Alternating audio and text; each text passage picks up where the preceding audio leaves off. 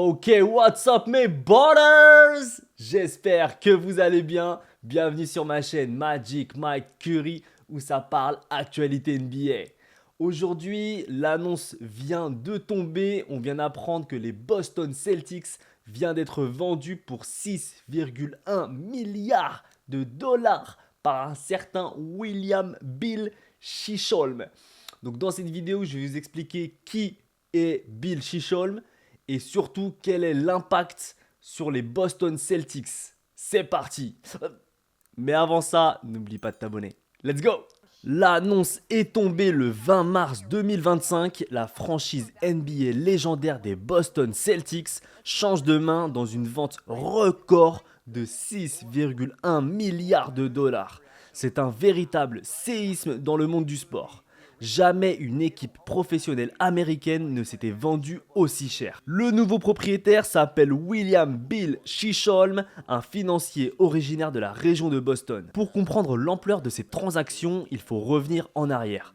Les Celtics étaient détenus depuis 2002 par un groupe d'investisseurs mené par Wyc Grousbeck, dont la famille était aux commandes de la franchise depuis son rachat pour 360 millions de dollars cette année-là. Sous leur gouvernance, l'équipe a retrouvé les sommets en remportant le titre NBA en 2008, puis à nouveau en 2024, ce qui portait le total du club à 18 championnats.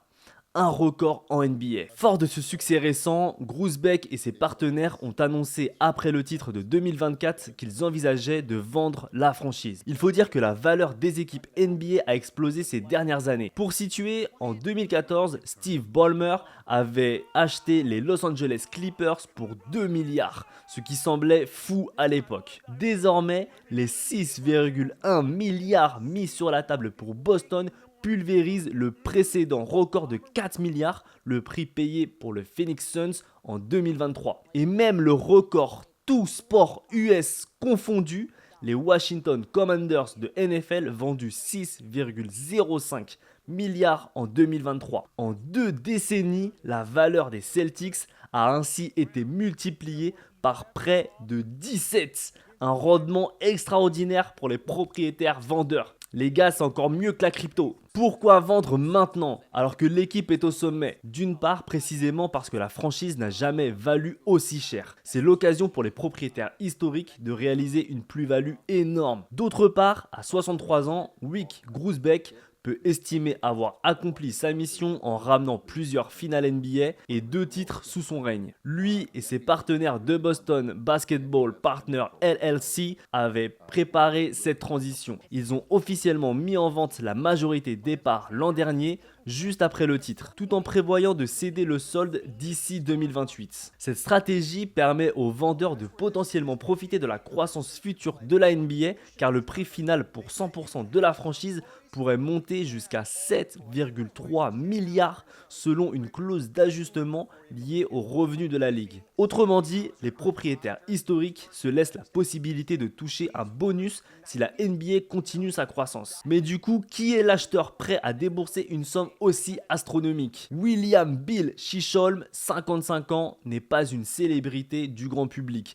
mais c'est un poids lourd de la finance. Cofondateur et managing partner du fonds d'investissement Symphony Technology Group en Californie, c'est un magnat du private equity qui a fait fortune en rachetant et valorisant des entreprises technologiques. Chisholm est cependant avant tout un enfant du Massachusetts, diplômé de Dartmouth College puis de la Wharton School, université de Pennsylvanie.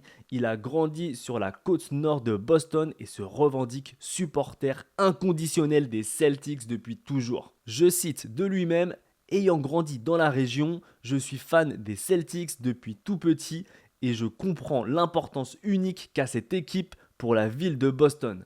Je mesure aussi la responsabilité qui m'incombe vis-à-vis des Bostoniens et je suis prêt à relever le défi, a-t-il déclaré avec enthousiasme dans un communiqué. Chisholm n'est pas seul dans l'aventure. Il s'est entouré d'un groupe d'investisseurs comprenant notamment Rob Hale, un entrepreneur de Boston qui était déjà actionnaire minoritaire des Celtics, et Bruce Bill Jr., un homme d'affaires bien connu dans le milieu sportif. Fait notable, un acteur majeur de la finance, la société Sixth Street, serait également de la partie en injectant 1 milliard de dollars dans le deal. Cette participation d'un fonds d'investissement extérieur illustre la tendance actuelle, le rachat d'équipes sportives mobilise de plus en plus de capitaux privés. Preuve que les franchises NBA sont vues comme des actifs très rentables. Sur le plan sportif et managérial, quelles seront les répercussions de ce changement de propriétaire? La bonne nouvelle pour les fans, c'est que la continuité devrait primer dans l'immédiat. D'après les informations communiquées, Bill Chisholm a demandé à Wyc Grousbeck de rester en poste comme CEO et gouverneur de la franchise pendant encore 3 saisons pour assurer une transition en douceur. Grousbeck a accepté et se réjouit de pouvoir continuer ainsi. En clair, les visages familiers du leadership Celtics ne disparaissent pas du jour au lendemain. Chisholm a d'ailleurs souligné qu'il souhaitait travailler main dans la main avec le management en place, en l'occurrence le président des opérations basket Brad Stevens et l'entraîneur Joe Mazzulla pour capitaliser sur leur succès et apporter d'autres titres à Boston. Cette déclaration se veut rassurante, le nouvel owner ne débarque pas pour tout révolutionner du jour au lendemain, au contraire, il s'inscrit dans la continuité d'une formule qui gagne. Sportivement, les Celtics sont à un très haut niveau, portés par leurs jeunes stars Jason Tatum et Jaylen Brown et visent clairement un 19e titre NBA dans les années à venir. Chris Sholm étant un fan absolu de l'équipe, on peut s'attendre à ce qu'il poursuive cette quête de l'excellence sportive avec ferveur. Je cite, « Bill brûle d'impatience de gagner sur le terrain tout en s'engageant pleinement dans la communauté », a assuré Wyc Grousbeck en le décrivant comme un passionné qui veut être un grand propriétaire. Ce discours laisse entendre que les ambitions sportives resteront élevées, voire renforcées. Le nouvel investisseur n'a pas dépensé 6 milliards pour se contenter de demi-mesures. Justement, parlons finances. L'un des défis à court terme sera de gérer la masse salariale d'une équipe de haut niveau. Les Celtics sont en passe de devenir l'une des équipes les plus coûteuses de l'histoire car les prolongations juteuses de Jason Tatum et Derrick White doivent bientôt entrer en vigueur. Sans parler du contrat record de Jaylen Brown qui avoisinera 60 millions de dollars annuels, cela entraînera le paiement de lourdes luxury taxes. Ces pénalités financières imposées par la NBA aux équipes qui dépassent le plafond salarial. Les fans espèrent que le nouveau propriétaire sera prêt à mettre la main à la poche pour garder l'équipe au sommet. Au vu de l'investissement initial, on peut raisonnablement penser que oui. Chisholm a la forte conviction de dépenser pour ne pas décevoir. Être propriétaire d'une équipe comme Boston implique d'accepter des pertes à court terme si c'est le prix des victoires. Et les supporters seront vigilants sur ce point. Donc vous l'avez compris, c'est une très bonne nouvelle pour les fans des Boston Celtics d'avoir Chisholm à la tête de la franchise. Pourquoi? Parce que c'est un passionné qui a de l'argent, qui va pouvoir insuffler même encore plus d'argent et qui est dans une transition lente entre l'ancien et le nouveau propriétaire, ce qui est une très bonne nouvelle, ce qui va faire qu'il n'y aura pas un changement radical. Et même, il va justement garder l'effectif à la fois du staff et à la fois de l'équipe. Donc ça, vraiment, c'est une très bonne nouvelle. On est sur vraiment quelque chose de sain.